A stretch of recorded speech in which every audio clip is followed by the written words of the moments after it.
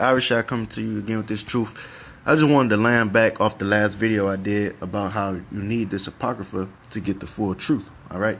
And what I have here is 2 Ezra 14. I'm going to start at about 42. It says, "The highest gave understanding unto the 5 men, and they wrote the wonderful visions of the night that were told, which they knew not. And they sat 40 days, and they wrote in the day, and at night they ate bread. As for me, I spake in the day, and I held not my tongue by night. In 40 days they wrote 204 books. And it came to pass, when the 40 days were filled, that the highest," talking about the Most High Yahweh, "spake, saying, The first that thou hast written, publish openly, that the worthy and unworthy may read it."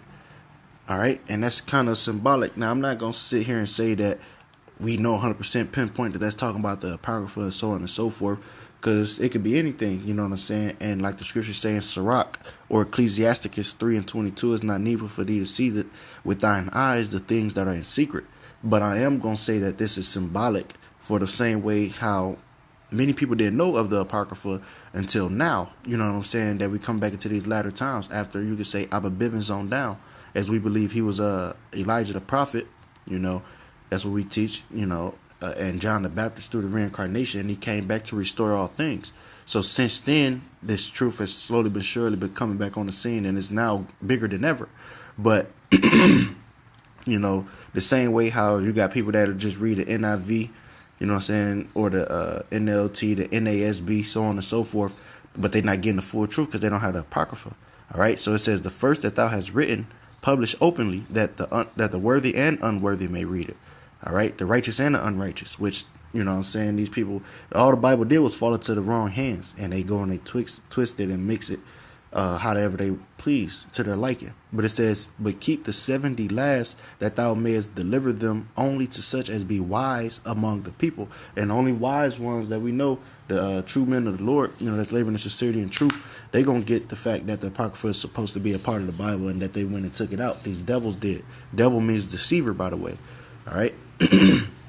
It says, "For in them is the spring of understanding." So we're gonna understand these things to be able to use them in reverence, you know, when need be. You know what I'm saying? We could go and refer to a scripture and be able to link it with any current event, including in the Apocrypha, and correlate the two, you know. So we got to understand, you could say, the spirit of discernment as well. It says, "The fountain of wisdom and the stream of knowledge, and I did so."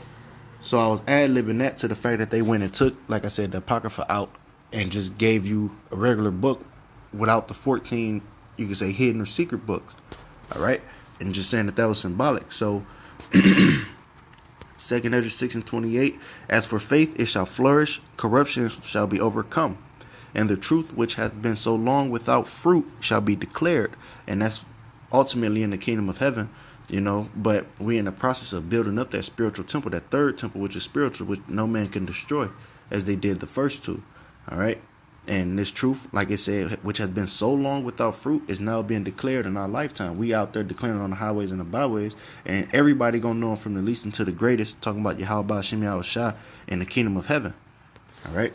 Last but not least, Colossians 1:26, "Even the mystery which hath been hid from ages and from generations, but now is made manifest to his saints." So his saints got the fact that the Apocrypha is also supposed to be a part of the Bible, but also the full context of the scriptures of what it's getting at. All right, like I said, it's been hid from ages and from generations, but now is made manifest in our lifetime. You know, not far-fetched, not somewhere down the road in your children's lifetime, so on and so forth, but in ours. As we believe, you know what I'm saying, we hope and pray that we, those true men of the Lord that's laboring in sincerity and truth, you know, week in, week out, every day, you know, putting up new content, brothers is, you know. So just laying back in, you know, with these last couple of scriptures that I had in conclusion to the most recent video about the Apocrypha is needed in the scriptures, you know, and they went and they took it out in them 14 books. So hope this video was also edifying. With that, I'm gonna say shalom.